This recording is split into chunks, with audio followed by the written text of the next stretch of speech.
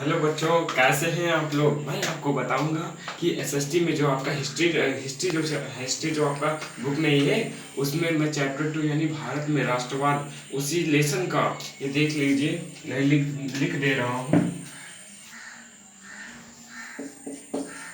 भारत में राष्ट्रवाद। अभी मैं कल बताया हूँ, मैंने अभी कल बताया है कि भारत में राष्ट्रवाद क्या है। राष्ट्रवाद अर्थ होता है देश प्रेम। मैं फिर से रिवीजन कर रहा हूँ और आप लोग ध्यान से सुनिए, क्योंकि जब तक आप ध्यान से नहीं सुनेंगे तब तक आप कैसे समझेंगे। आप ही बताइए मुझे। आप कमेंट में जरूर लिखिए कि सर जी समझ में आया या नहीं समझ में आया। जो भी आपको कहना है, एनी डाउट, आपको कोई भी डाउट हो तुरंत पूछिए। देखिए, राष्ट्रवाद है। राष्ट्रवाद का मैंने कल बताया था, राष्ट्रवाद का अर्थ होता है देश प्रेम। जो अपने देश के लिए मर मिटने के लिए तैयार है वही देश प्रेम कहलाएगा। समझे आप? हाँ ठीक है, रिवीजन हो गया सर जी। अब देखिए, यहाँ पर मैंने एक वर्ड लिखा है सत्याग्रह। सत्याग्रह और गांधी जी। सत्याग्रह और गांधी जी का रिलेशन कुछ ऐसा है ना, जैसे आग और पानी का।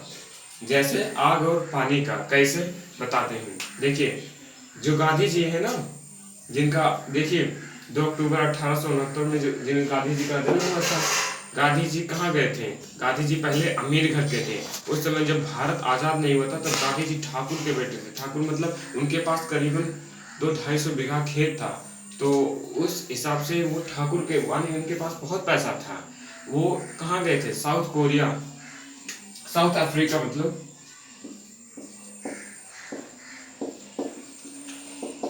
साउथ अफ्रीका यानी दक्षिण अफ्रीका गए थे। दक्षिण अफ्रीका गए थे वकालत करने के लिए। आप सोच सकते हैं उस जमाने में आप कभी आपके पास एक दो पैसे होते थे, समझो आप महान होते थे। इनके पास तो इतना पैसा था, तो ये गए थे साउथ अफ्रीका और यहाँ से इन्होंने की वकालत। क्या? वकालत।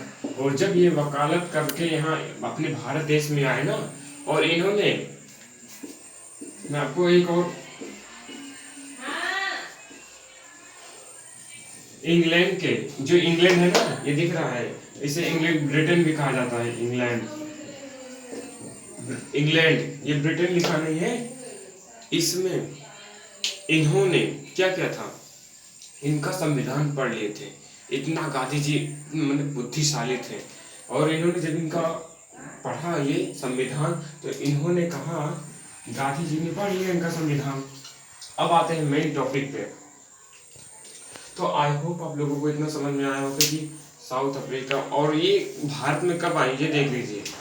ये भारत में गांधी जी भारत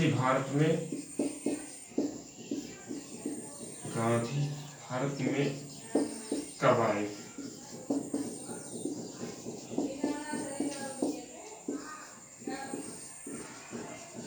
9 जनवरी 1915 गांधी जी भारत में आए अपनी वकालत करने के बाद।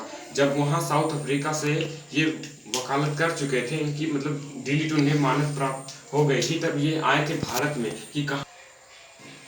हाँ, तो इन्होंने देखा कि जब ये भारत में आए तो इन्होंने देखा कि यहाँ पर जो है, देखिए, इन्होंने देखा कि यहाँ पर तो सब गुलाम हैं। और इन्होंने इंग्लैंड का क्या संविधान पढ़ चुके थे। इन्होंने ये इतना इतना ये बुद्धिशाली थे, इन्होंने इंग्लैंड का किताब जो है ना संविधान पढ़ चुके थे। इसलिए गांधी जी ने एक उसी में से जो भारतवासी थे ना, इन्हें एक प्रस्ताव दिया।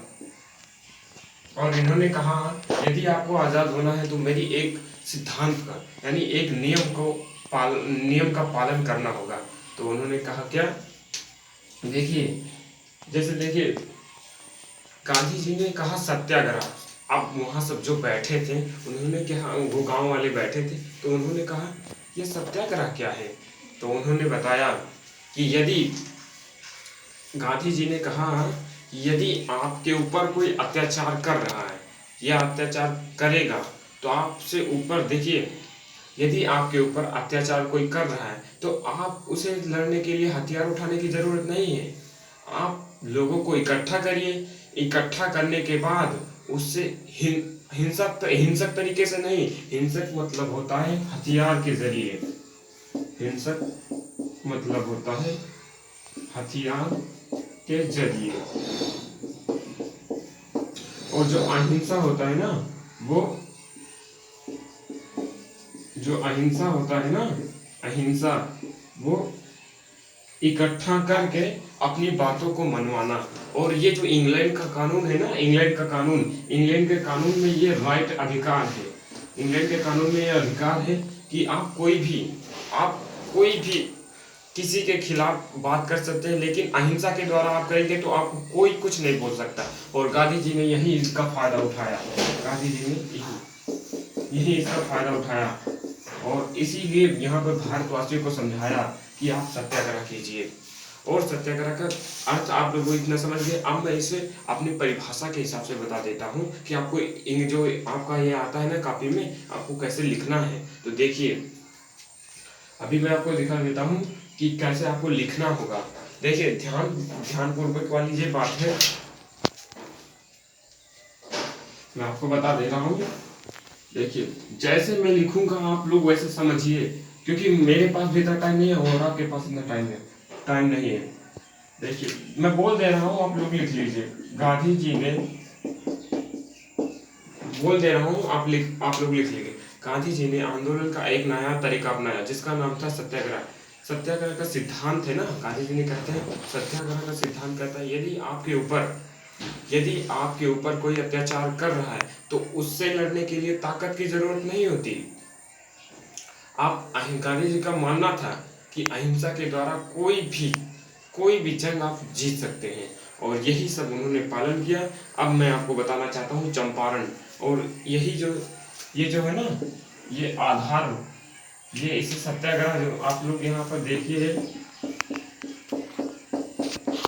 ये भैया देखिए, ये सत्याग्रह लिखा है ना, ये सत्याग्रह लिखा है। सत्याग्रह का शॉर्ट में अगर कोई पूछे तो क्या बोलेंगे? सत्य की राह पर चलना, सत्य की राह पर चलना। ये एक विचार है, ये गांधी जी का एक विचार था। और यही विचार पर भारत देश आजाद हुआ है, इसी विचार पर। देखिए, अब मैं आपको थोड़ा थोड़ा करके पूरी बातों को क्लियर करना चाहता हूँ। एक भी क्वेश्चन का आंसर देखिए, ये बात होती है 1917 की। 1917, आपकी किताब में 1916 ही लिखा होगा, 1916, लेकिन ये गलत है सन, ये सन गलत है, ये सही है 1917। 1917 में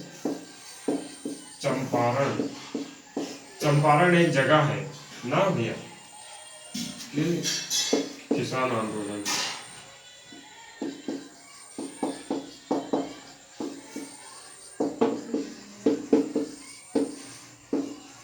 ये एक कहानी के माध्यम से मैं आपको समझाऊंगा। देखिए, 20वीं शताब्दी के शुरुआती चरणों में, 20वीं शताब्दी के, आप लोग ध्यान से सुनिए, 20वीं शताब्दी के शुरुआती चरणों में गांधी जी का, देखिए 1917 की बात है ये, 20वीं शताब्दी के 20वीं शताब्दी के शुरुआती चरणों में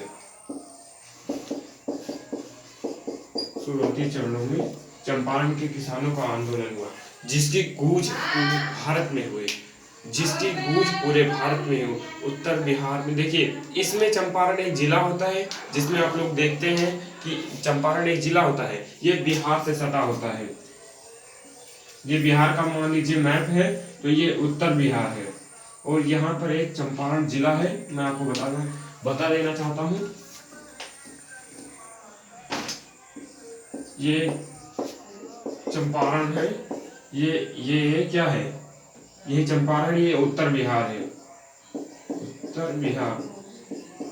ये नेपाल से सटा है, ये जो है ना, यहाँ से चीन वाला रास्ता है ना, यहाँ पर ये चीन है और यहाँ नेपाल है, ऐसे आता है। ये उत्तर बिहार है, बिहार से नेपाल सटा है। तो ये जो बात मैं आपको कर रहा हूँ, ये नेपाल के सटे हुए यानी उत्तर बिहार में अंग्रेजों ने क्या किया था,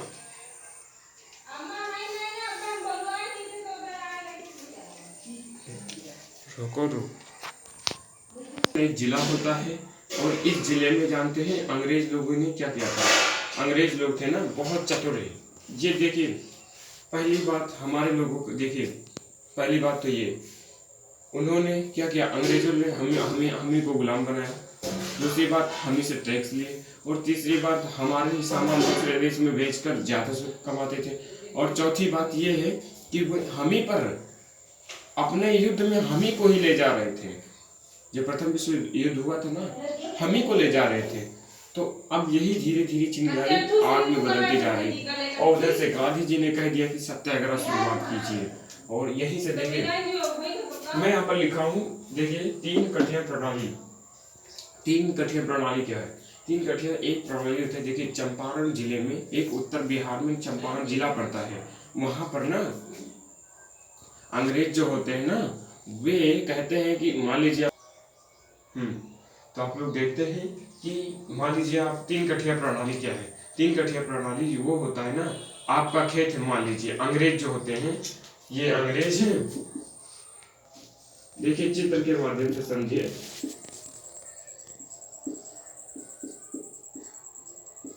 ये अंग्रेज है ना और ये आपका खेत है।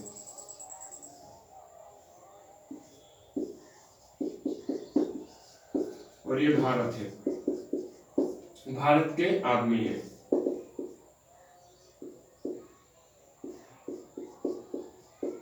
ये भारत के व्यक्ति हैं। अब ये जो भारत के व्यक्ति है ना, इनसे क्या कहेंगे, आप नील की खेती कीजिए। नील की खेती कीजिए। नील की खेती क्यों? नील की खेती जो होती है ना, ये जर्मनी में ज्यादा होती है। जर्मनी में ज्यादा है। और ये जो खेती होती है ना, इसमें अगर 3 बार खेती से कर दिए, 3 बार खेती मतलब कर दिए, तो वो आपका खेत बंजर, तुरंत बंजर हो जाता है। और ये अंग्रेज इतना होशियार थे, ये लोग भारतवासी से क्या कहते थे, आप अपने खेत में प्रत्येक किसान को, हर एक किसान को कहते थे कि आप अपने खेत में 15% नील की खेती कीजिए। 85% आप चाहे जो बैठाइए बोइए, हमसे कोई मतलब नहीं। जो 15% है ना, आपको नील की खेती करना होगा। और ये बेचारे किसान लोग धीरे जानते ही नहीं थे कि खेती क्या, उन्हें लगता रहा कि हाँ नगद में मिल जाता था पैसा तो हो जाएगा काम। लेकिन धीरे धीरे समस्या बढ़ती गई।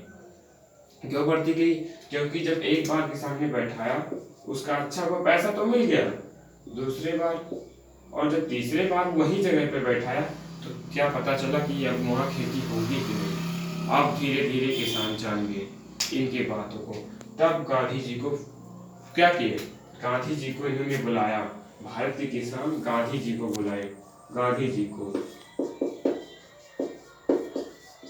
अब गांधी जी यहाँ आए। गांधी जी कहे क्या बात है? उन्होंने बताया कि ऐसे ऐसे बात हो गया है और ये हमारे साथ कर रहे हैं। तो इन्होंने कहा ठीक है, मैं करवा दूंगा, कोई दिक्कत नहीं है, मैं इनसे हटवा दूंगा, कोई दिक्कत नहीं है। तो उन्होंने कहा ठीक है। तो इन्होंने क्या कहा, गांधी जी ने कहा आप लोग इकट्ठा होइए। पहली बात आप लोग इकट्ठा होइए, उसके बाद में मुझे भी रहिए, मैं भी साथ रहूंगा और मैं सत्याग्रह करूंगा। और कोई भी झगड़ा उगड़ा कोई कुछ नहीं करेगा। सत्याग्रह आराम से बैठकर एक जगह गांधी जी ने सत्याग्रह करवाया। और यह जो सत्याग्रह नहीं था, यह सफल हुआ। यह आंदोलन करे और यह आंदोलन सफल हो गया। और इसीलिए इसका नाम है चंपारण आंदोलन, इसीलिए इसका नाम रखा गया। और अब देखिए भारत में पहली बार एक सफल हुआ था। अब गांधी जी को कोई लोग मंगल बाबा कह रहे थे, कोई लोग ईश्वर का भेजा कह रहे थे, कोई लोग फरिश्ता कह रहे थे, कोई लोग इन्हें देखिए रविन्द्रनाथ टैगोर जी इतना इनसे प्रभावित हो गए कि इन्होंने कहा महात्मा, इसीलिए उनका नाम रख उठा गांधी जी का नाम महात्मा गांधी, महात्मा गांधी। अब सभी लोगों को क्या हो गया, विश्वास, हाँ गांधी जी की बातों में सत्यता दिख रही है और हमने अभी उसका प्रयोग भी करके देख लिया है। अब लोग नमस्कार दोस्तों, आप लोग आई होप आप लोग स्वस्थ होंगे। और इसी वीडियो को अंत में लेकर मैं जा रहा हूँ, क्योंकि देखिए आप लोगों को इतना समझ में आ गया होगा। नहीं समझ में आया फिर से पूछिएगा, कोई दिक्कत नहीं। देखिए देखो, कोशिश करने वालों की कभी हार नहीं होती, ये बात याद रखना। और जो व्यक्ति हार मान गया उसकी कभी कभी भी जीत नहीं होगी, कभी भी जीत नहीं होगी। तो इस वीडियो में इतना ही, और फिर मिलेंगे अगले दिन। आप लोगों को नमस्कार, धन्यवाद।